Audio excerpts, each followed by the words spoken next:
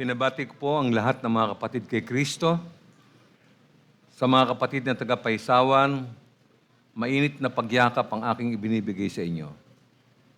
Sa ating mga senior citizen, isang maalab na pagbati sa buong kapulungan at sa lahat ng mga regular na nanonood ng ating YouTube channel, isang mapagpalang umaga po sa inyong lahat.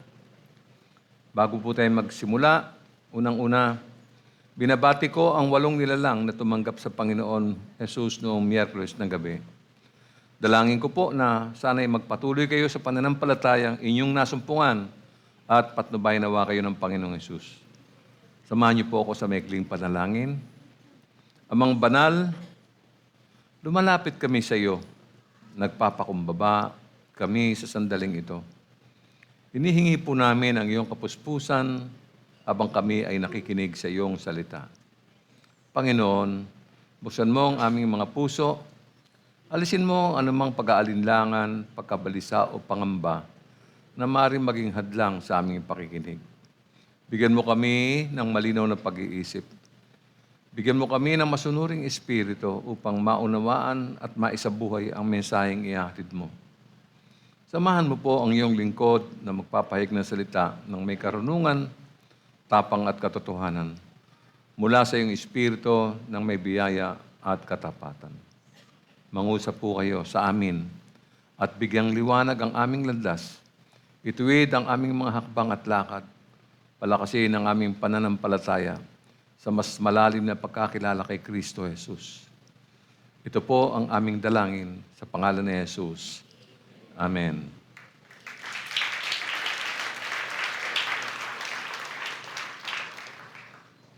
Marami na po sa atin ang nakakaalam ng tungkol sa likas na katangian ng kahariang ayon sa ating mga pag-aaral at sa mga ipinahayag ng kasulatan. No? Sa mga nakalipas nating mga pag-aaral ay nating nasumpungan ang mga mahalagang bahagi sa buhay ng isang Kristiyano. Ang kahalagahan ng kaharian na matatanggap mula sa ating Panginoong Jesucristo. Ang kahariang tinutukoy ko ay ang espiritual na kaharian, hindi po ang physical. Ayon po sa aklat ng Lucas 17, 20 hanggang 21, minsan, si Jesus ay tinanong ng mga Pariseo kung kailan magsisimula ang paghahari ng Diyos. Sumagot siya, walang makikitang palatandaan ng pagsisimula ng paghahari ng Diyos. At wala rin magsasabing nagsimula na dito o doon sapagkat ang totoo ay naghahari na ang Diyos sa inyo. Ganon din po sa aklat ng Juan 18:36, sumagot si Jesus, ang kaharian ko'y hindi sa daigdig nito, kung sa daigdig nito ang aking kaharian, ipinakipaglaban sana ako ng aking mga tauhan at hindi na ipagkanulo sa mga Hudyo. Ngunit hindi sa daigdig nito ang aking kaharian. Ito po ay paghahari ng Diyos na pinakita sa katauhan ng ating Panginoong Jesucristo. No? Sabi pa niya sa Mateo 12:28, ngunit kung ako'y nagpapalayas ng mga demonyo sa kapangyarihan ng Espiritu ng Diyos, nangangahulugang dumating na sa inyo ang kaharian ng Diyos. Ganon din naman sa Mateo 28:18, lumapit si Jesus at sinabi sa kanila, ibinigay na sa akin ang lahat ng kapangyarihan sa langit at sa lupa. Isasaalang-alang natin ngayong umaga ang mga katanungang may kaugnayan sa pagtatatag ng kaharian. Mahalagang maunawaan natin. No? Una, naitatag na ba ang kaharian ng Diyos? Ikalawa, itatayo pa ba ang kaharian ng Diyos? Ikatlo, ang kaharian bang ito ay sa kasalukuyan o sa hinaharap? Pwede bang sabay o pareho? Well, una sa lahat, ang mabuti sikapin nating sagutin ang mga katanungan sa pamamagitan ng banal na kasulatan tungkol sa pagtatatag ng kaharian o the establishment of the kingdom. No? Roman number 1, the kingdom of God as prophesied. Ang kaharian po ng Diyos ay pinahayag sa buong lumang tipan, no? Letter A, prior to Jesus coming. Bago pa man siya dumating, lahat po to. Nagsimula pa ito sa mga pangako ng Diyos kay Abraham. Katunayan, pinalawak sa pamamagitan ng mga propesiya tungkol sa Juda at kay David. Ganap na inilahad ng mga propeta ang isang banal na hari na darating at ang kanyang paghahari ay walang hanggan. Saklaw po ng mga propesiyang ito mula sa Genesis hanggang sa mga minor prophets. Inilarawan ng mga propeta tulad nila Isaiah, sina Jeremiah, Ezekiel, Daniel at iba pa, ang kalikasan, katangian at pandaigdigang saklaw ng darating na kaharian ng Diyos. Hindi ho mapipigilan ito. So ano po ang mahalagang tema ng prophecy? Well, unang-una, may isang banal na hari na isisilang, no, sa paraang himala. Basahin po natin sa ang Isaiah 7:14. Ang sabi po dito, dahil dito, si Yahweh mismo ang magbibigay sa inyo ng palatandaan. Maglilihi ang isang dalaga at magsisilang ng isang sanggol na lalaki at tatawagin sa pangalang Emmanuel. Na ang ibig sabihin ay, ng Emmanuel ay kasama natin ang Diyos. Ano pa? Isang pinunong puspos ng Espiritu, makatarungan at matuwid ayon naman kay Isaiah dun sa 11:2. Mananahan sa kanya ang Espiritu ni Yahweh, ang Espiritu ng karunungan at pangunawa ng mabuting payo at kalakasan, kaalaman at pagsunod at paggalang kay Yahweh. No? Ayon pa rin kay Isaiah, ang hatid niya ay walang hanggang kaharian ng kapayapaan. Walang katapusan. Nasa Isaiah 9:7. Magiging malawak ang kanyang kapangyarihan at walang katapusang kapayapaan ang ipagkakaloob sa trono ni David at sa kanyang kaharian. Ilalatag niya ito sa pamamahalaan na may katarungan, katwiran mula ngayon at magpakailanman. Isasagawa ito ni Yahweh na makapangyarihan sa lahat. No? Sama-sama po, no, inilalarawan ng mga propesiyang ito ang isang kahariang hindi lamang pampolitika o kaya ay pambansa. Isasagawa ito ni Yahweh na makapangyarihan sa lahat. Ito po'y walang duda at darating. No? Ipinapahayag ng mga propesiya na ang kahariang ipinahayag ni Jesus na malapit na ay tunay na dumating ayon sa kanyang pagsasalarawan. No? Ang mga propesiya tungkol sa angkan ni David ay natutupad sa kasalukuyang panahon sa pamamagitan ng pagdiligtas ni Kristo at sa pagtatayo ng tahanan ng Diyos, ang Iglesia. One of them was, number 1, the prophet Daniel. No? Daniel chapter 2, verse 44. Sa panahon ng mga haring iyon, ang Diyos sa kalangitan ay magtatatag ng isang kahariang hindi maibabagsak kailanman, ni masasakop ninuman. Dudurugin ito at ganap na wawasakin ang iba pang kaharian. At mananatili ito magpakailanman, kaya't hindi na makakabangon ang mga iyon kahit kailan. According to the prophecy, it is clear that God will establish a kingdom which would never be destroyed, and this was also mentioned, number 2, by the angel Gabriel. Ganito po ang sinabi niya kay Maria. Lucas 1:31-33. Makinig ka. Ikaw ay maglilihi at manganganak ng isang sanggol na lalaki at siya'y papangalanan mong Jesus. Siya'y magiging dakila at tatawaging anak ng kataas-taasang Diyos. Ibibigay sa kanya ng Panginoong Diyos ang trono ng kanyang amang si David upang maghari sa angkan ni Jacob magpakailanman. Ang kanyang paghahari ay pangwalang hanggan. Ganun po katindi ang mga pagsambit na ito sa aklat ng Lucas. No? Remember, ibibigay sa kanyang anak na si Jesus ang trono ni David. And His kingdom is eternal. Walang katapusan. No?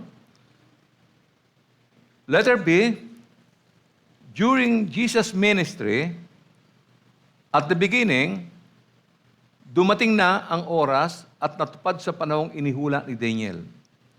Dumating na po ang kaharian. At ito po ay maingat na sinipi sa aklat ng Marcos, Kabanatang 1, 14-15. Nang ibinilanggo na si Juan, si Jesus ay nagpunta sa Galilea at ipinangaral doon ang magandang balitang mula sa Diyos. Sinabi niya, dumating na ang takdang panahon. Malapit nang maghari ang Diyos. Kaya magsisi na kayo. Talikuran ng inyong mga kasalanan. Paniwalaan na ninyo ang magandang balita. Then, number 2, at the height, ibig lang sabihin, the kingdom has come upon you. Dumating na ang kaharian. Narito ay may kapangyarihan. No? Sabi po sa Mateo 12:28, ngunit kung ako'y nagpapalayas ng mga demonyo sa kapangyarihan ng Espiritu ng Diyos, nangangahulugang dumating na sa inyo ang kaharian ng Diyos. Ang nagsasalita po rito ang Panginoong Jesucristo. No? Meron pa siyang sinabi sa Marcos 9 mula 1 hanggang 9. Sinabi pa ni Jesus sa kanila, tandaan ninyo, may ilan sa inyo rito na hindi mamamatay hanggat hindi nila nakikitang makapangyarihang nagahari ang Diyos. Pagkaraan ng 6 na araw, umakyat si Jesus sa isang mataas na bundok. Wala siyang isinama roon malibang kina Pedro, Santiago at Juan. Habang sila'y naroroon, nakita ng tatlo na nagbago ang anyo ni Jesus. Nagniningning sa kaputian ng kanyang kasuotan. Walang sino man sa lupa ang makapagpapaputi ng gayon. At nakita rin nila roon si Elias at si Moises na nakikipag-usap kay Jesus. Sinabi ni Pedro kay Jesus, Guro, mabuti po na nandito kami. Gagawa po kami ng 3 kubol, isa para sa inyo, isa para kay Moises, at isa para kay Elias. Nasabi ito ni Pedro sapagkat sila ay takot na takot. Nililiman sila ng makapal na ulap at mula rito'y may isang teenager na nagsabi, ito ang pinakamamahal kong anak, pakinggan niyo siya.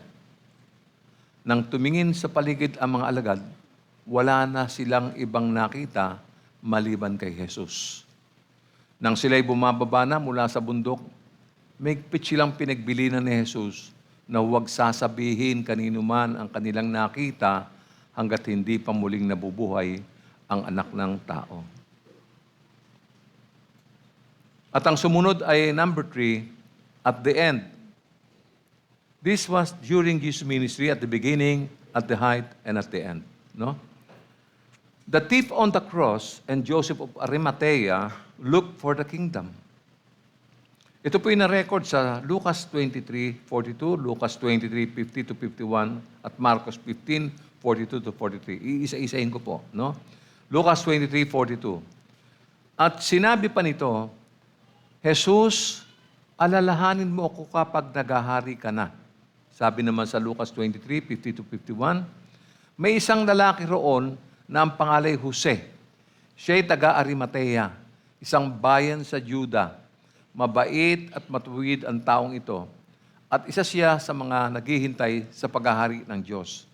Kahit na siya'y kagawad ng Sanhedrin, hindi siya sang-ayon sa kanilang ginawa kay Jesus. At sa Marcos 15:42-43, nang dumidilim na, dumating si Jose na taga-Arimathea, isang iginagalang na kasapi ng Sanhedrin. Siya rin ay naghihintay na maghari ang Diyos. Dahil yun ay araw ng paghahanda o bisperas ng araw ng pamamahinga, naglakas loob siyang lumapit kay Pilato upang hingin ang bangkay ni Jesus. No? Pagkatapos po ng pagkabuhay na muli, nagturo po si Jesus sa kanyang mga disipulo na patuloy na nagtatanong tungkol sa kaharian. Matagal niyang kasama ang mga alagad, pero marami pa rin po yung medyo, alam nyo, yung siguro minsan na out of focus. Marahil ay hindi nagmamasid na mabuti. Maring sumasama sila at dumadalo sa mga gawain ng Panginoon, pero hindi nakikinig o kaya ay nalilibang sa ibang bagay. Kaya napakahalaga ng pakikinig. At sabi po nga sa Aklat ng Mga Gawa, sa una, Kabanatang 3, sa loob ng 40 araw pagkatapos ng kanyang pagkamatay, maraming ulit siyang nagpakita sa kanila at pinatunayan niyang siya'y talagang buhay. Siya'y nagpakita sa kanila at tinuruan niya tungkol sa paghahari ng Diyos. Sa verse 6, nang muling magkatipon si Jesus at ang mga alagad, nagtanong sila kay Jesus, Panginoon, tatatag na po ba ninyo muli ang kaharian ng Israel? Hanggang sa puntong ito, nagtatanong pa rin sila. No? Mahabang panahon na ipiniliwanag ng Panginoon sa kanila to, katulad natin. Bagamat wala pa tayo sa dakong iyon, ay inaaral na natin dito sa church yan. No? Kaya, noong panahon ng kanyang ministeryo sa lupa, marami ang umaasa tungkol sa kaharian. Ang kanyang mga himala at yung pagbabagong anyo ay nagpakita ng kaluwalhatian at kamahalan ng kanyang paghahari. Basahin din natin ang patotoo ni Apostol Pedro. Yung patotoo ni Apostol Pedro sa 2 Pedro, mula una, Kabanatang 1, talatang 16 hanggang 18. Ang ipinahayag namin sa inyo tungkol sa kapangyarihan at muling pagparito ng ating Panginoong Jesucristo ay hindi mga alamat na katha lamang ng tao. Nasaksihan namin ang kanyang kadakilaan. Na-witness nila. No? And 17, nang tanggapin niya mula sa Ama ang karangalan at kapurihan. Ito'y nangyari nang marinig namin ang tinig mula sa dakilang kaluwalhatian ng langit na nagsabing, ito ang minamahal kong anak na lubos kong kinalulugdan. Narinig namin ito mula sa langit sapagkat kami kasama niya nang ito'y maganap sa banal na bundok na binasa natin kanina. They were standing and witnessing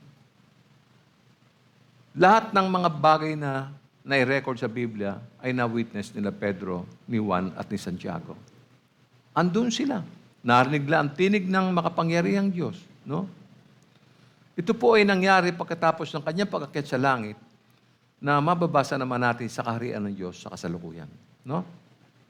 So let's move on. Roman number 2. The kingdom of God present. No? Letter A, the kingdom now exists. Number 1, by virtue of Jesus' authority and rule. Bakit po? Kasi nga, ibinigay na sa kanya ang lahat ng kapangyarihan sa langit at sa lupa. No? Basahin nga natin minsan pa sa Mateo 28:18. Lumapit si Jesus at sinabi sa kanila, ibinigay na sa akin ang lahat ng kapangyarihan sa langit at sa lupa. Binigay sa kanya ng makapangyarihang Diyos. In short, siya na po ang mamamahala ng lahat ng bagay sa langit at sa lupa. Siya ay ginawang Panginoon at Kristo, Panginoon at tagapagligtas.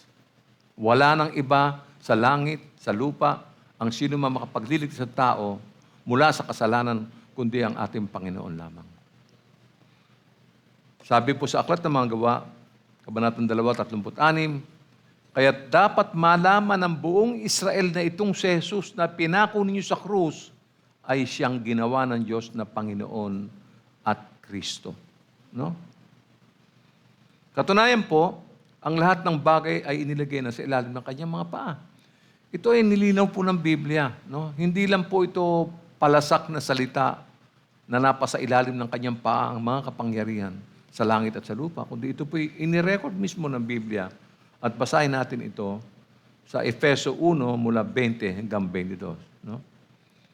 Ang muling bumuhay kay Kristo at nag-upo sa kanya sa kanan ng Diyos sa kalangitan, kaya't nasa ilalim ng kapangyarihan ni Kristo ang lahat ng paghahari, kapamahalaan, kapangyarihan, at pamunuan sa kalangitan. Higit na dakila ang kanyang pangalan kaysa sa lahat. Hindi lamang sa panahong ito, kundi maging sa darating. Ipinailalim ng Diyos sa paa ni Kristo ang lahat ng bagay at ginawa siyang ulo ng lahat ng bagay para sa iglesia. Dapat maintindihan ng mga kapatid ito, napakahalaga nito sapagkat wala pong ibang maaasahan ang tao. Sa aking pakikipag-usap sa maraming mga tao, mga kapatid, nakita ko talaga na marami pong kulang sa tao eh. Maraming kailangan ng tao eh. Maraming diskontento, lalo na nga po ngayon. Medyo merong pangamba ang mga tao dahil ang 1 litro ng gasolina ay maaaring umabot sa 100 piso. Pagka hindi pa nga po tumataas ang gasolina, tumaas na po ang bilihin. Lahat tinitimbang. Maski ang palaya, tinitimbang. Lahat. Luya, tinitimbang. Ang bawang, tinitimbang. Lahat ay tataas. Sisikip ng sisikip ang kahirapan sa buhay ng tao. Kaya dapat maintindihan ng Christian na walang ibang panggagalingan ng pag-aasa ang tao, kundi ang ating Panginoong Jesucristo lamang. Totoo po ba yun? Walang iba. No? Ang lahat ng kapangyarihan ay ipinasakop sa Kanya. Sabi po sa 1 Pedro 3:22, na umakyat sa langit at ngayon nasa kanan ng Diyos. Naghahari siya roon sa mga anghel at sa mga kapangyarihan sa langit. Kung wala kang aasahan, sino pwede mong asahan? Malagim ang hinaharap ng bayan natin. Katunayan, kung nanonood kayo ng balita o nakikinig ng balita, ay dumating na po ang mga Amerikano sa northern province po ng Cagayan. At naghahanda po sila, napakarami ng tropa. At hindi malayong biglang sumiklab ang digmaan. Uunahin ng Luzon, particular na yung northern part, wala na pong dumadaan sa Strait of Hormuz dahil sarado po, ang dumaan doon binobomba, so walang tatakbong maghahatid ng deliver ng langis. Walang langis. Ang gasolina nagmumula sa langis. Wala pong dating na langis, walang dating na gasolina. So, dumarating na yung kahirapan. At mararamdaman na ng lahat ito. Yung mga dating ini-ignore lang, yung kunyari, wala naman, parang wala-wala lang sa kanila, mararanasan na nila sa panahong ito. Nagsisimula na po. Lalong sumisikip ang mundo, lalong gumugulo, at maraming tao ang nawawalan ng pag-asa. Pero hindi ang mga Christians. Ang mga Christians kasi, alam nila meron silang tatakbuhan, meron silang lalapitan, at meron nagmamahal sa kanila. Ikalawa, the reign of God is now administered by Jesus. Siya na ngayon ang namumuno sa mga hari sa lupa. Yung mga nakatalaga o hinalal ng tao ay temporary lang po yan. No? Sabi po sa Pahayag 1:5, at mula kay Jesucristo, ang tapat na saksi, ang panganay na anak, ang unang binuhay mula sa mga patay at pinuno ng mga hari sa lupa. Iniibig niya tayo at sa pamamagitan ng kanyang dugo ay pinalaya niya tayo sa ating mga kasalanan. Katulad ng awit kanina. Nilagot na yung mga tanikala ng pagkaalipin ng bawat tao. Tumanggap siya ng kapangyarihan na pamunuan ng mga bansa sa pamamagitan ng tungkod na bakal. Tungkod na bakal. Nasa Pahayag 2:26 hanggang 28. Sa magtatagumpay at tutupad ng kalooban ko hanggang wakas, ibibigay ko sa kanya ang pamamahala sa mga bansa. Mamamahala siya sa pamamagitan ng tungkod na bakal at dudurugin niya ang mga bansa na parang mga palayok. What is happening now in the Middle East is a clear example of what is coming. Yan na po yun. Nagsisimula na po yan. Yung karangyaan at yung sarap ng buhay na dapat mapunta sa mga mamamayan, napupunta po sa mga bomba, bala, yung dapat na masasarap na kakainin ng tao, napupunta po sa pandigma. Kawawa ang tao. Kawawa ang tao. Mahihirapan, darating yung time na mahihirapan tayong kumuha ng tubig na inumin. Wala na rin tayong mabibili mga gulay sa palengke dahil hihinto ang lahat ng kalakalan. Paano kakain ng mga taga-lunsod? Okay lang yan nasa probinsya ka, kahit paano makakapitas-pitas ka ng gulay. Sa Manila, wala na po. Sarado ang SM, sarado ang lahat ng mga tindahan. Yung mga sari-sari store, di na sila magbebenta dahil kailangan nila yung mga paninda nila para sa kanilang sariling pamilya. Maghihirap ang marami. Siguro mas maraming tao na magpapakamatay sa panahon na yan dahil ayaw nilang dumanas ng hirap. No? Dudurugin ang mga bansa na parang palayok. Siya ang hari ng mga hari at Panginoon ng mga Panginoon. Kaya, ayon kay Apostol Pablo, sa kanyang liham sa unang Timoteo, kabanatang 6 mula 14 hanggang 15, ang bili niya ay, sundin mong mabuti nang may katapatan ang mga iniutos sa iyo hanggang sa pagbabalik ng Panginoong Hesukristo. Siya ay darating sa panahong itinakda ng mapagpala at makapangyarihang Diyos.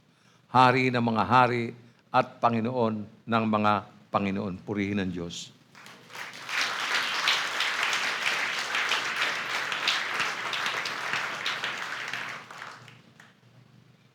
Ang sabi po ng Biblia, siya ay maghahari hanggang ang lahat ng mga kaaway ay mailagay sa ilalim ng kanyang mga paa.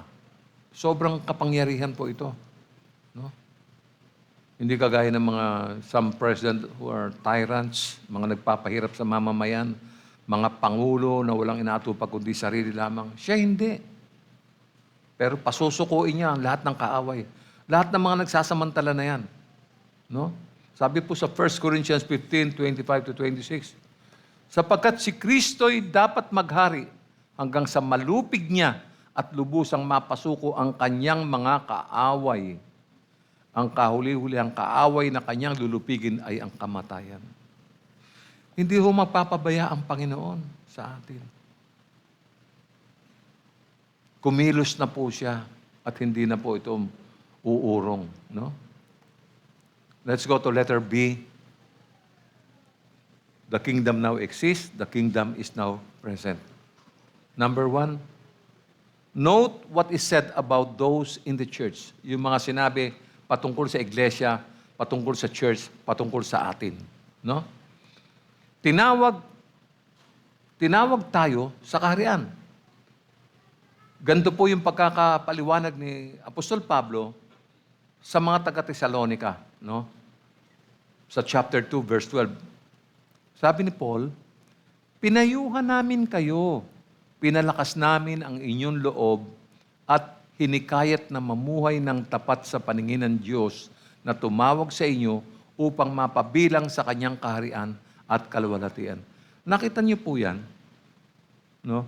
Yung ebanghelyo mismo na binabasa natin sa morning devotion, sa Bible studies, no? Ito po'y may panghihikayat. Hinihikayat yung bawat nag-aaral, bawat nagbabasa, no? Na mamuhay ng tapat ayon sa paningin ng Diyos na tumawag sa atin upang mapabilang sa kanyang kaharian at kaluwalhatian. Walang sinisino ang Diyos kasi. Kaya ang tinig niya ay patuloy na umiikot sa loob ng iglesia upang wala pong maiwan, upang wala pong matira. Everybody will be saturated by His own words. No? Makikilala natin ang mga karunungan at mga pangako at ang mga buong plano ng Panginoon. Kaya napakahalaga talaga ng pagdalo sa church, pakikinig, at ang pagkaunawa sa bawat salitang mababasa at marinig. Yung pong mga namumuhay sa paningin ng Diyos ay ililipat po sa kaharian ng Diyos. Ililipat sila sa kaharian ng Diyos. Sino yung mga namumuhay ng maayos? No? Sila yung mga taong tapat na nakita ng Diyos na maayos. Paulit-ulit ko pong inuulit ito sapagkat mahalaga po itong puntong ito. No? Yung tapat. So pag sinabi mo yung tapat, katapatan sa maraming bagay. Ayon sa iyong pananampalataya. As a Christian, ano ba ang dapat na maging, saan ka dapat na maging tapat? Come to think of it, you're a Christian. Saan ako magiging tapat? Ibinigay na sa inyo ang mga salita, pag-aralan natin, saan ba ako pwedeng maging tapat? Kasi yung po ang kailangan dito. Ililipat na sa kaharian ng Diyos yung mga tapat talaga. Ganito po sinabi ni Apostol Pablo, no? Sa Colosas 1:13. Iniligtas niya tayo sa kapangyarihan ng kadiliman at inilipat sa kaharian ng kanyang minamahal na anak. No? Sa makatwid, yung mga mananampalataya, tinanggap na nila ang kaharian. Tinanggap na nila. Buhay na ang kaharian ng Diyos sa puso nila, sa kanilang diwa. No? Sabi pa sa Hebreo 12:28, kaya magpasalamat tayo sa Diyos sapagkat tumanggap tayo ng isang kahariang hindi mayayanig. Sambahin natin ang Diyos sa paraang kalugod-lugod sa Kanya, sa paraang may paggalang at pagkatakot. Napaka-plain and simple ng mga talatang binabasa natin. Napakadaling intindihin yan. No? Sambahin ang Diyos sa paraang kalugod-lugod sa Kanya, sa paraang may paggalang at pagkatakot.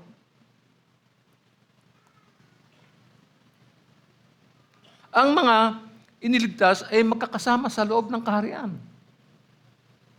Kung nakinig kayo dito nung nakaraang Miyerkules, more or less, maintindihan na ninyo kung saan tayo pumupunta. No?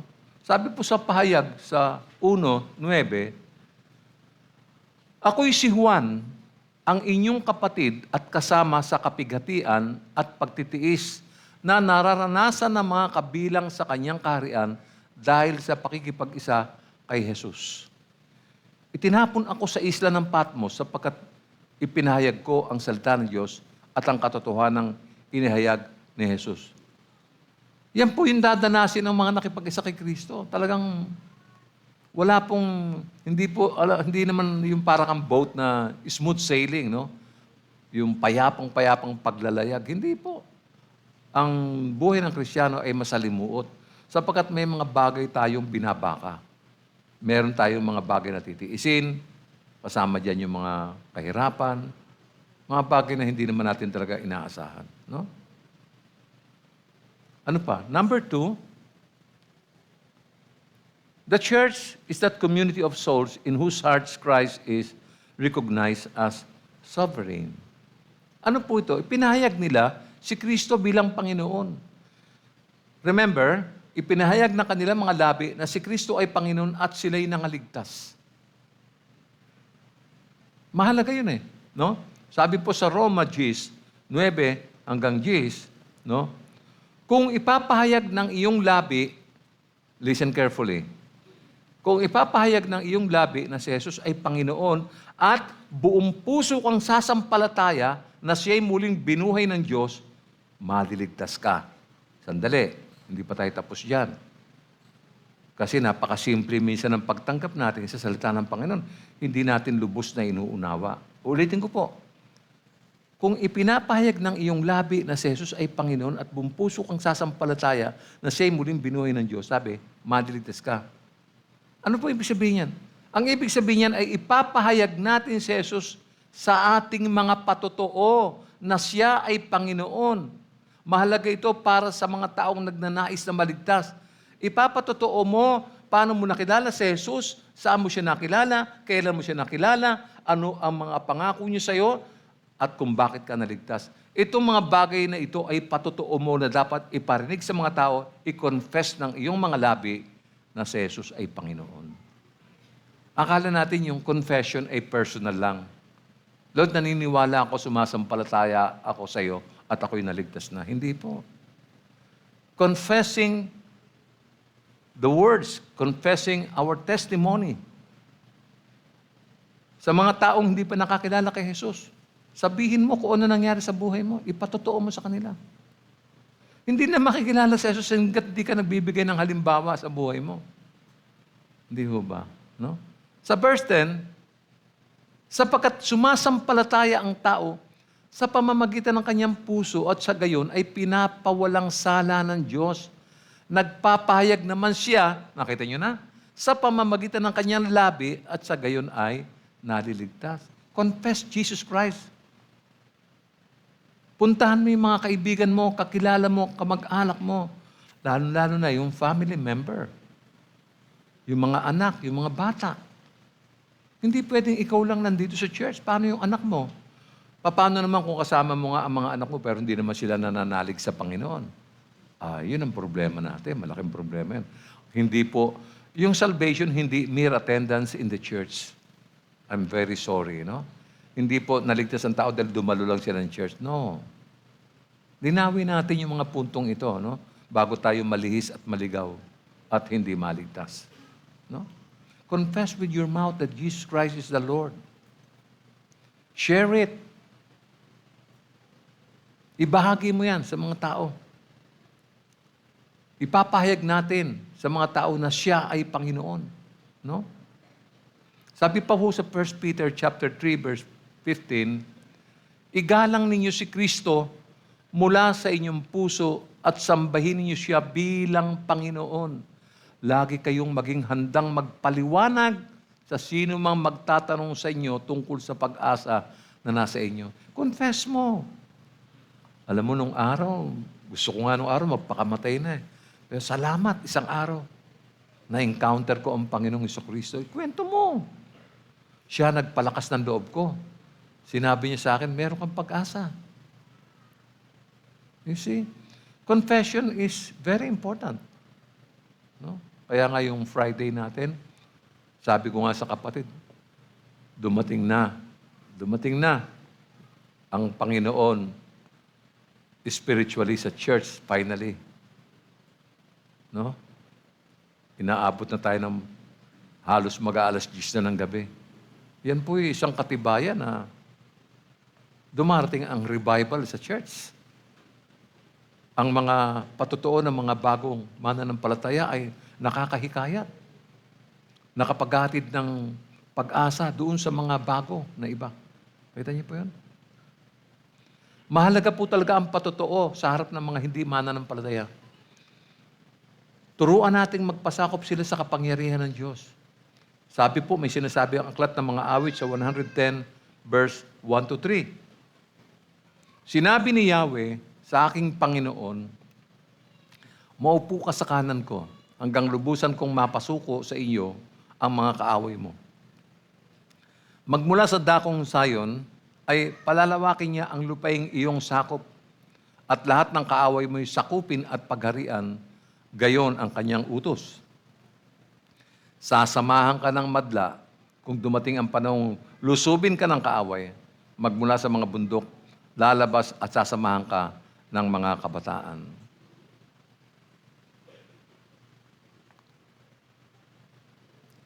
Number 3,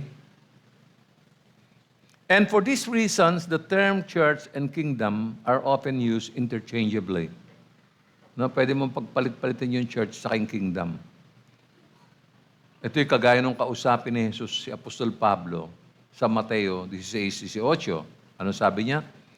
At sinasabi ko sa iyo, ikaw ay Pedro, at sa ibabaw ng batong ito ay itatayo ko ang aking iglesia, at ang pintuan ng daigdig ng mga patay ay hindi magtatagumpay laban sa kanya. No? Sa 1 Thessalonians, chapter 2, verse 12, meron pang paalala rito. Pinayuhan namin kayo Pinalakas namin ang inyong loob at hinikayat na mamuhay ng tapat sa paningin ng Diyos na tumawag sa inyo upang mapabilang sa kanyang kaharian at kaluwalhatian. Simple lang po yung yung mga talata na ibinibigay sa aklat ng Biblia, no? Pinalalakas ang ating loob at hinikayat tayong mamuhay ng tapat sa paningin ng Diyos. Diyos na tumawag sa atin upang mapabilang sa kanyang kaharian at kaluwalhatian. Napakaganda ng plano ng Diyos eh. Kung iintindi lang, kaya yung mga tao kasi naloko ng relihiyon eh. Relihiyon sila ng relihiyon at gumagawa sila ng kung ano-ano mga paraan ng kanilang pagsamba para hikayatin ang kanilang sarili na ang problema, hindi alinsunod sa nais at layunin ng Diyos. No? Ang religion sana ay mabuti, kaya lang ginagamit ng hindi tama. Yung sinasabi ng Biblia, dinadagdagan kasi nila eh. Kung hindi man dinagdagan, ay binabawasan. Sapat na po ang salita ng Diyos, hindi na kailangan dagdagan, kaya hindi dapat bawasan. Nasa tamang iglesia tayo, nasa tamang pamumuhay tayo, kasi ang binabasa natin, lahat ay hindi galing sa tao, kundi sa salita ng Diyos. Tingnan din natin ang paglalarawan ng mga nasa 7 iglesia ng Asia. No? Nakasulat na po yan sa Pahayag, chapter 1, verse 4, at sa verse 6 at verse 9. Sabi rito, mula kay Juan, para sa 7 iglesia sa lalawigan ng Asia. Sumainyo nawa ang pagpapala at kapayapaang mula sa Diyos na siyang nakaraan, kasalukuyan at darating. Ito'y mula sa 7 espiritong nasa harap ng kanyang trono. Sabi po sa verse 6, ginawa niya tayong isang lahi ng mga pari na naglilingkod sa kanyang Diyos at Ama. Kay Jesucristo ang kapurihan at kapangyarihan magpakailanman. Amen. Ang hindi ko lang gusto rito, yung ginamit yung word na pare. Kasi parang ang babaw eh. Ang tunay na pinagmulan niyan ay saserdote. No? Iba ho kasi ang impression ng saserdote sa pare. Eh, alam naman natin ang pare kung ano eh. No?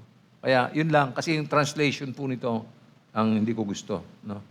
Sabi sa verse 9, ako'y si Juan, ang inyong kapatid at kasama sa kapighatian at pagtitiis na nararanasan ng mga kabilang sa kanyang kaharian dahil sa pakikipag-isa kay Jesus.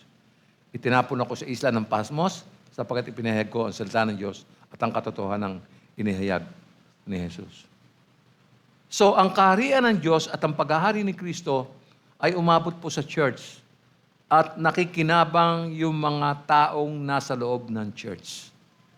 Ang mga pakinabang na ito ay madalas na nababasa natin sa mga aklat kagaya ng Efeso 1:22 hanggang 23. Ano po ang sinasabi?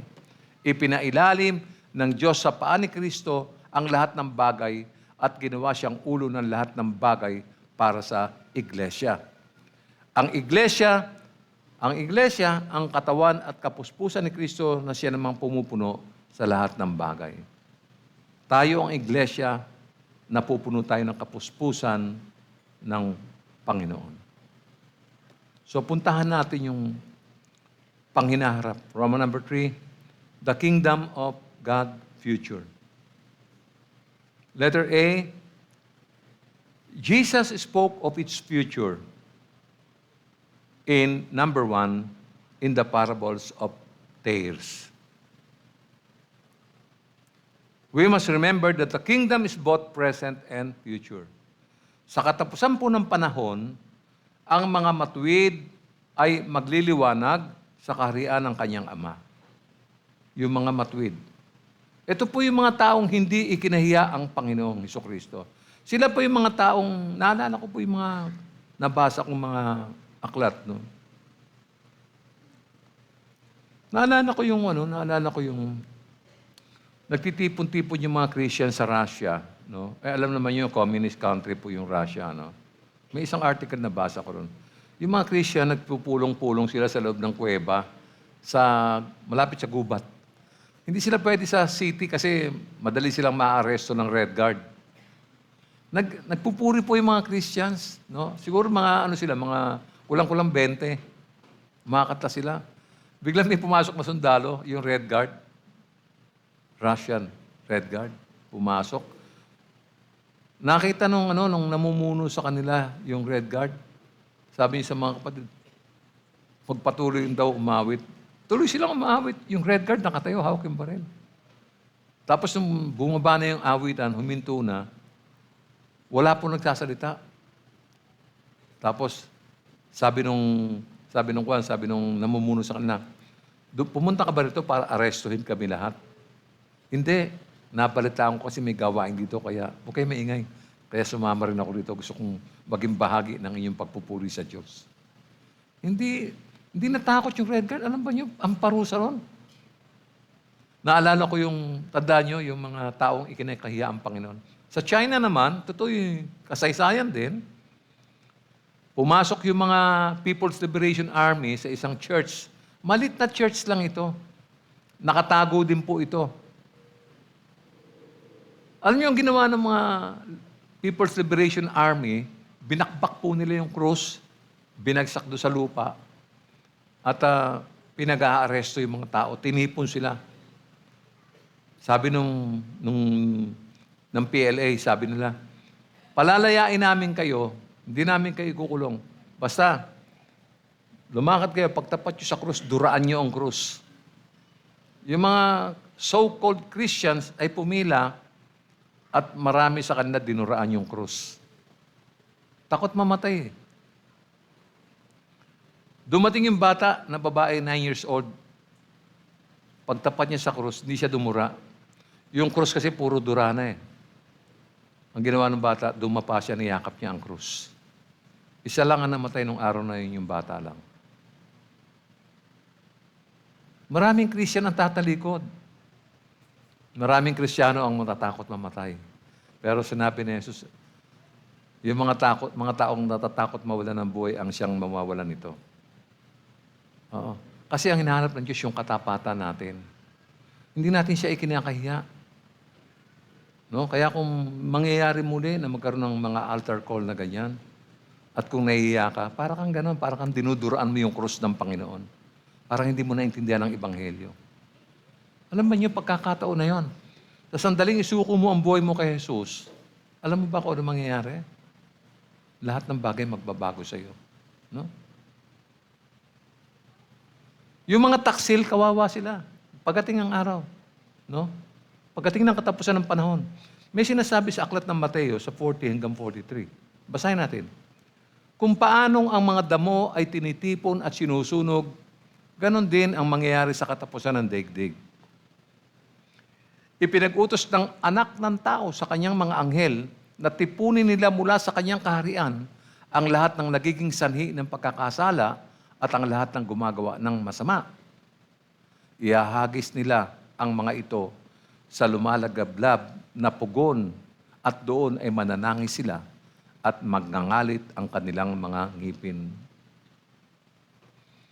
43, ito ang importante. Ngunit, ang mga gumagawa ng matuwid ay magliliwanag na parang araw sa kaharian ng kanilang Ama. Makinig ang may pandinig. Gumagawa ng matuwid ay magliliwanag na parang araw. Maliwanag po. Maliwanag na maliwanag. Ang nire-require kasi ng Panginoon yung katapatan natin. No? Dapat kilala mo talaga si Lord eh. Ang hirap tanggapin pag hindi mo kilala eh. Pero kung kilala mo na ang Panginoon, wala nang problema. Ano ang pang-iingatan mo sa buhay mo? Yung buhay mo galing sa Kanya. No? Kaya ang Christian, nakahanda siya, anytime ready siya. Basta yung mga sumusunod sa Kanya, walang dapat ipag-alala. Let's go to number 2. In the parables of tares, in describing the judgment. Ano po yan? Kapag ang anak ng tao ay dumating sa kanyang kaluwalhatian, ang mga pinagpala ay magmamana ng kaharian na inihanda mula pa sa pagkakatatag ng mundo. Noon pa po yan, inihanda na, ready na yan. Kasi ang plano ng Diyos, mula page 1 hanggang last page, kompleto na po yun. Wala na pong idadagdag doon. Kompleto na po yun. No? Kaya, yung mga pinagpala, yung mga talagang patuloy na, alam nyo, although we are not perfect, no? Pero alam nyo, nagkakasala tayo, nadadapa tayo paminsan-minsan, pero pagbangon sa Panginoon pa rin, ganun pa rin. No? Hindi siya nawawala. lumalabas na talagang mortal tayo at nagkakasala pa rin tayo. Pero ang maganda, ang bilis nating makarecover, bumabalik tayo kagad sa ating Panginoon. No? Kaya dito, napakahirap talaga, no? Na, sabi dito sa Mateo 25:34, sabi ganun, kaya't sasabihin ng hari sa mga nasa kanan niya, halika kayo, mga pinagpala ng aking Ama, pumasok kayo at tanggapin ang kahariang inihanda para sa inyo mula pa ng likhain ang daigdig. Ang tagal na, oh. Bago pa man likhain ang daigdig, tapos na po yung blueprint ng Panginoon. Amen? Nakakatuwa po yan. Letter B, the apostles wrote of its future, so with, number 1, the apostle Paul. Hinikayat niya, no, ang mga Kristiyano na maging matatag at maging banal. Ayon po kay Apostol Pablo. Marami siyang mga panulat na naghihikayat sa atin para tayo lumakas, para tayo hindi malihis, no? Katulad ng mga aklat ng Gawa, 14, 22. Sabi niya, pinalakas nila ang loob ng mga alagad at pinayuhang manatiling tapat sa pananampalataya. Get niyo po yun? Manatiling tapat sa pananampalataya. Daranas muna kayo ng maraming kapigatian upang makapasok sa kaharian ng Diyos, sabi nila sa mga alagad. Kaya naalala ko yung gera. Yung Cagayan na yan, nandun na po yung mga base militar ng Amerika at dahil nga may base ng militar, tinatarget po ng kaaway ng Iran at alam natin kung sino yung mga kakampi niya. Pagka nagsimula na po ng bombahan, yung mga taga-North, tatakbo na po sa atin dito yan. Pupunta ng Central Luzon, saka sa Southern Luzon. Mapupuno tayo ito, anong kakainin natin? Daranas muna kayo ng maraming kapigatian, kasama yan. Wala nang mayaman-mayaman dyan. Wala na yung meron dyan at yung wala. Yung meron at wala pareho lang. May pera sila, maubusin ang pera nila. At ang problema, kahit may pera ka, wala ka naman bibilihin. Saan ka bibili? No? Nakita niyo po yun. Wala nang sardinas kay Aling Loleng. Wala na po. Hindi na ibibenta yon kasi tatabi nila yung para sa kanila. No? Mahirap po yan. No? Ang sabi po naman sa 1 Corinthians chapter 6, verse 9 to 10, hindi ba ninyo alam na ang mga makasalanan ay walang bahagi sa kaharian ng Diyos? Huwag ninyong dayain ang inyong sarili. Ang mga nakikiapid, sumasamba sa Diyos-Diyosan, nangangalunya, nakikipagtalik sa kapwa lalaki o kapwa babae, nagnanakaw, sakim, naglalasing, nanlalait ng kapwa o nandaraya ay walang bahagi sa kaharian ng Diyos. Hindi lang po yan yung mga paalala. Meron pa po sa Galacia 5, 19 hanggang 21. Basahin natin. Hindi maikakaila ang mga hilig ng laman, pakikiapid, kahalayan at kalaswaan. Pagsamba sa Diyos-Diyosan, pangkukulam, pagkapuot sa isa't isa, pag-aaway-away, pagsiselos, pagkakagalit at kasakiman, pagkakampi-kampi at pagkakabahabahagi, pagkainggit, paglalasing, kalayawan at iba pang katulad nito. Muli ko kayong binabalaan, ang gumagawa ng mga ito ay hindi magkakaroon ng bahagi sa kaharian ng Diyos. Maliwanag po, inilatag kung sino yung makakapasok, sino yung hindi makakapasok, inilagay na po dyan. At take note, may sinabi siya, sabi niya, muli ko kayong binabalaan. Ang gumagawa ng mga ito, yung mga nauna kanina, ay hindi magkakaroon ng bahagi sa kaharian ng Diyos. Sabing ganon. No?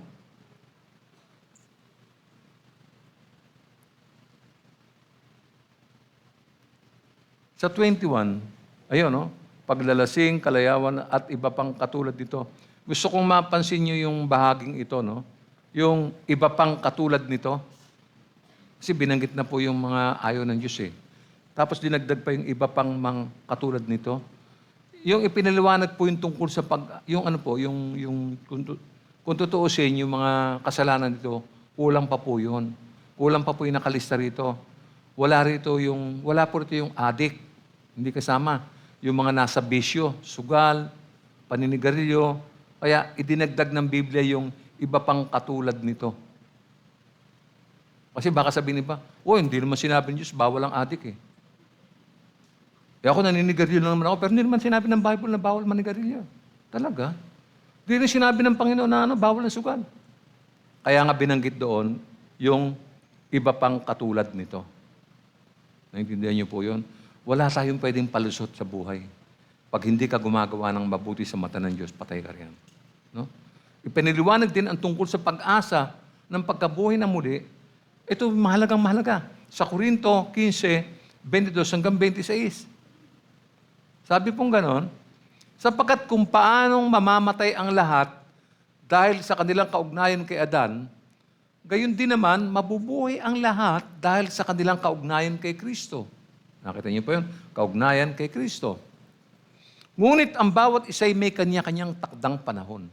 Si Kristo ang pinakauna sa lahat, pagkatapos, ang mga kay Kristo sa panahon ng pagpaparito niya.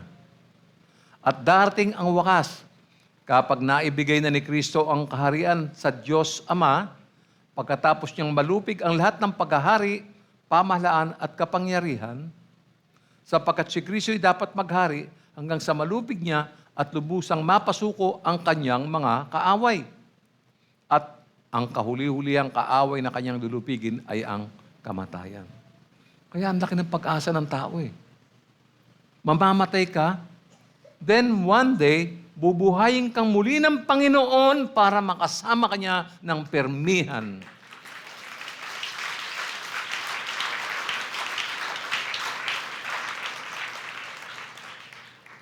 Maliwanag eh. Inopen ng Diyos sa Bible yung kanyang mga layunin sa buhay natin. Ako nga, nabibless ako eh. Kasi isipin nyo, sino ba naman tayo, di ba? Ano bang pagmamalaki natin? Wala naman, ang buhay ko dati, wala naman akong pakinabang eh. Pero sa kabila nga ng mga ganong kakulangan natin, kahinaan natin, at kasalanan. Ano pa sabi sa verse 50? Itong ibig kong sabihin, mga kapatid, ang binubuo ng laman at dugo ay hindi maaring makabahagi sa kaharian ng Diyos. At ang katawang panlupa ay di maaring magmana ng buhay na walang hanggan. Kaya babaguhin ng Diyos ang lahat eh. Bibihisan ng bagong katawan ang taong naligtas, no, mula sa Panginoon. No? Ipinahayag din ang salitang pag-asa para sa mga hinaharap. Kasi yung katawang panlupa, hindi mo makakapasok kayo sa kaharian ng Diyos. No? Kaya magkakaroon ng bagong langit, bagong daigdig, o bagong lupa. Yung ititira dyan, bago na rin yung katawan. Kasi yung previous body natin ay namatay na. Ang umakyat lamang sa langit ay ang kaluluwa. Yung kaluluwa, walang laman yon. Hindi naman kasi pwede yung katawan sa langit dahil masama yon. So ang gagawin, bago ka ilipat sa kaharian ng Diyos, bibihisan ka ng bagong katawan at yung katawan na yan, hindi na mamamatay kailanman. Yun po yun. Kailangan makapture natin kung ano yung, no? Ano po sabi ni Apostol Pablo kay Timoteo, 2 Timothy 4:18? Ang Panginoon ang magliligtas sa akin laban sa lahat ng kasamaan at siya rin ang maghahatid sa akin ng ligtas sa kanyang kaharian sa langit. Purihin nawa siya magpakailanman. Amen. Ipinaalala po ni... Go ahead. Sige po.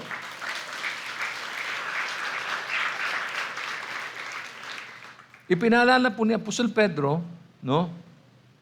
O Apostol Pablo, kung paano si Pedro, tama. Pinapaalala na po ni Apostol Pedro kung paano tayo magkakaroon ng masaganang pagpasok sa walang hanggang kaharian ng ating Panginoon at tagapagligtas na si Jesucristo. Ito po yung sinabi niya sa 2 Peter chapter 1, verse 11. Kaya nga mga kapatid, lalo kayong maging masigasig upang mapatunayan ninyong kayo ay tinawag at pinili ng Diyos. Kung ganitong gagawin ninyo, hindi kayo matitisod. Sa ganitong paraan, kayo'y maluwag na papapasukin sa walang hanggang kaharian ng ating Panginoon at tagapagligtas na si Jesucristo. Ito po yung moment of truth. Yung lahat ng pinaghirapan mo, this day makikita mo na kung saan pupunta. Siguradong kapatid na hihiyaw ka, sisigaw ka, dahil finally, dumating na yung katapusan ng kahirapan mo. Lahat ng paghihirap mo, sama ng loob mo, lahat wala na sa araw na yan. No? Isipin nyo, maluwag na papapasukin sa walang hanggang kaharian natin man. Nang umakyat si Jesus sa langit, naupo siya sa trono ni David bilang Panginoon at Kristo. Nung pag-akit niya, sabi po sa Aklat ng Mga Gawa, chapter 2, verse 29 to 36. Ito po sabi, mga kapatid, sinasabi ko sa inyo na ang ninuno nating si David ay namatay at inilibing at naririto ang kanyang libingan hanggang ngayon. Siya ay propeta at alam niya ang pangako sa kanya ng Diyos na magiging haring tulad niya ang isang nagmula o nagmumula sa kanyang angkan. Kaya't, ang muling pagkabuhay ng Kristo ang nakita at ipinahayag ni David ng kanyang sabihin, hindi siya pinabayaan sa daigdig ng mga patay at hindi itinulot na mabulok ang kanyang katawan. Si Jesus ay muling binuhay ng Diyos at saksi kaming lahat sa pangyayaring yon. They are all witness, no? Pinaupo siya sa kanan ng Diyos at tinanggap niya mula sa Ama ang ipinangakong Espiritu Santo. Ito ang kanyang ibinuho sa amin, tulad ng inyong nakikita at naririnig. Hindi si David ang umakyat sa langit, kundi sinabi lamang niya, sinabi ng Panginoon sa aking Panginoon, maupo ka sa kanan ko. Na-witness po ni David yan.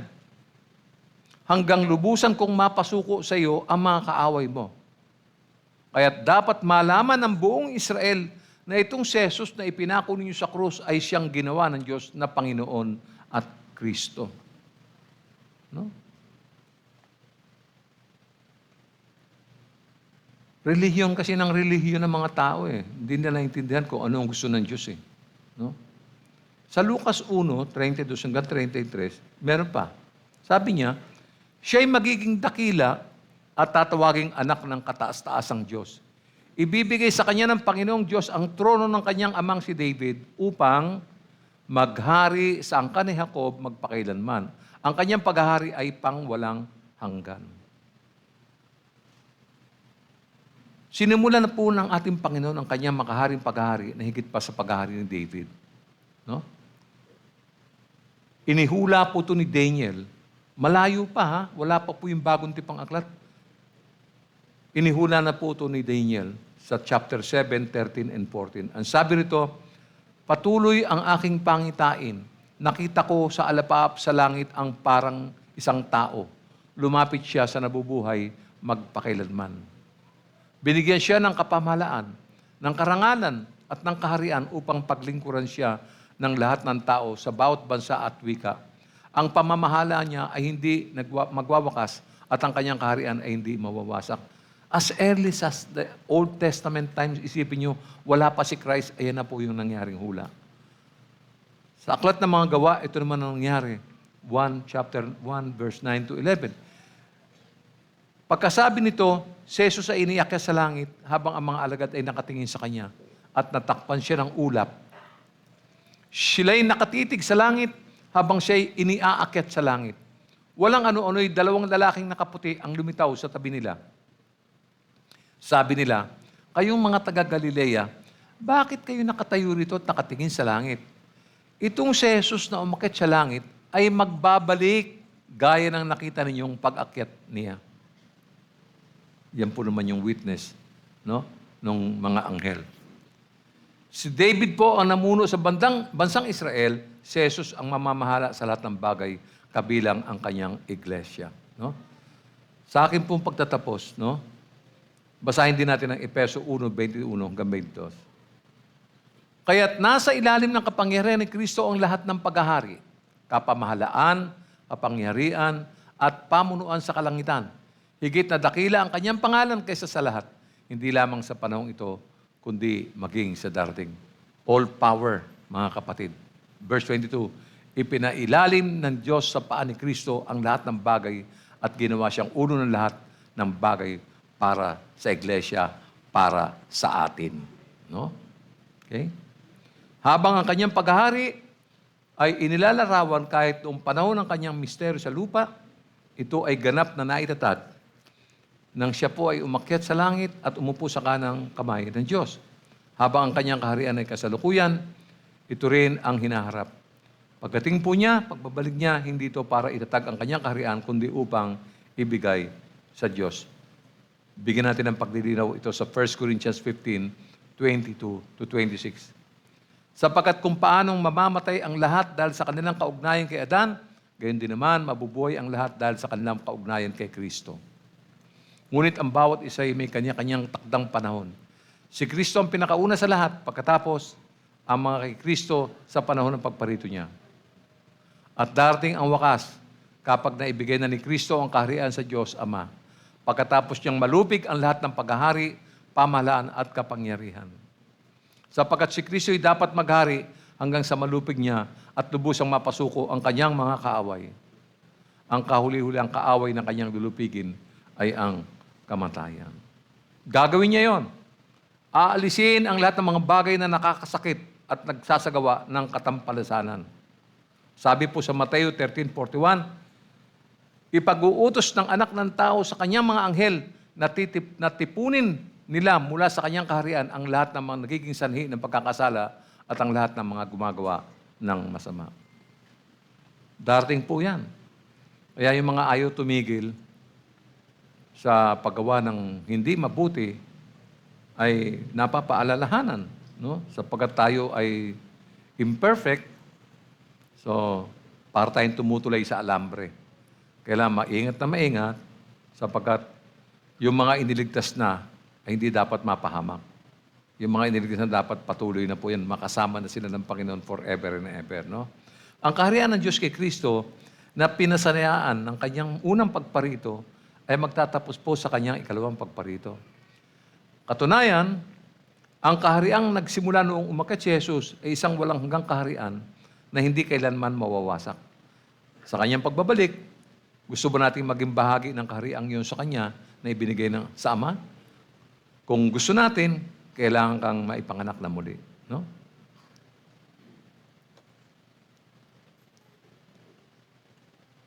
Balikan ko lang itong mga ilang paalala sa Juan 3:3 hanggang 5. Sumagot si Jesus, pakatandaan mo, malibang ipanganak na muli ang isang tao, hindi niya makikita ang paghahari ng Diyos. Maliwanag na po yung statement na yan. Paanong may papanganak pang muli ang isang taong matanda na? Makakapasok pa ba siya sa sinapupunan ng kanyang ina para muling isilang? Tanong ni Nicodemo. Sagot naman ni Jesus, pakatandaan mo, malibang ang isang tao ay panganak sa pamamagitan ng tubig at ng Espiritu, hindi ito makakapasok sa kaharian ng Diyos. No? Sa aklat ng Tito, sa 3:5, ang sabi, iniligtas niya tayo, hindi dahil sa ating mabubuting gawa, kundi dahil sa kanyang habag sa atin. Tayo'y ipinanganak na muli sa pamamagitan ng tubig at tayo rin ay binago ng Espiritu Santo. Marcos 6:15 hanggang 16, at sinabi ni Jesus sa kanila, habang kayo'y humahayo sa buong mundo, ay ipangaral ninyo sa lahat ng tao ang magandang balita. At ang sinumang sumampalataya at mabautisman ay maliligtas, ngunit ang ayaw sumampalataya ay paparusahan. Malinaw ang mga iniwang paalala ng mga talatang yan at sa iglesyang tinubos ng dugo ng ating Panginoon Jesucristo, purihin natin ang Panginoon.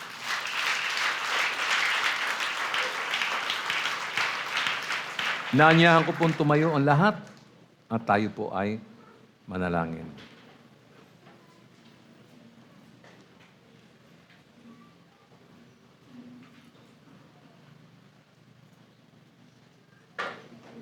Habang tayo nakatayo, ay magmuni-muni tayo sa message ngayong umaga.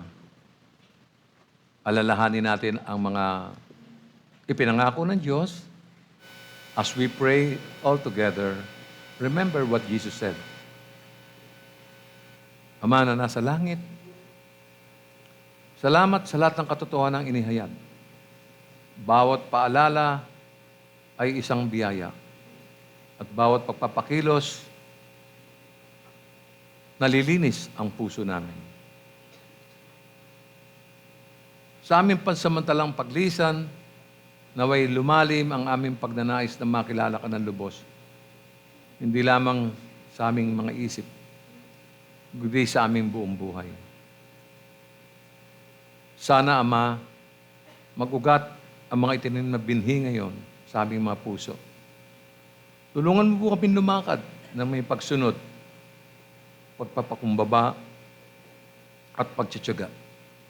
Hubugin mo, O Lord, ang aming pagkatao upang makita nila si Kristo sa buhay namin.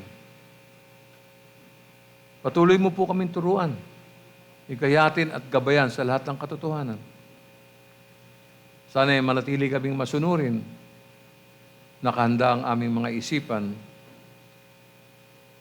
Nawa ang iyong kapayapaan ang magbantay sa amin. Ang iyong karunungan ang manguna sa amin at ang iyong banal na presensya ay manatili sa amin. Ibinibigay namin sa iyo ang lahat ng kaluwalhatian sa pangalan ni Jesus. Kami nananalangin. Amen. Tanggapin po natin ang pagpapala ng Panginoong Diyos. Ang kapayapaan ng Diyos na higit sa lahat ng pangunawa, panatilihin ang inyong mga puso at isipan at kalaman at pag-ibig sa Diyos at sa Kanyang anak. Si Jesucristo na ating Panginoon. At ang pagpapala ng Diyos na makapangyarihan sa lahat, ang Ama, ang Anak at ang Banal na Espiritu ay sumainyo at manatili sa inyo palagi.